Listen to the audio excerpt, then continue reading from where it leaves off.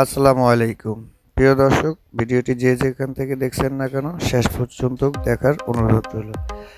এটা হচ্ছে আপনার আকরাম রিয়াদ ভাইয়ের বাসা, কুয়েত প্রবাসী। সে থাকে, তার বাসাতে কাজ করেছি।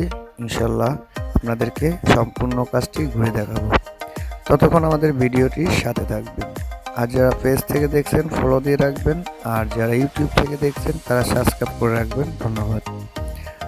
এটা হচ্ছে আপনার 4 রুমের একটি বেডরুমের সিলিং এর কাজ।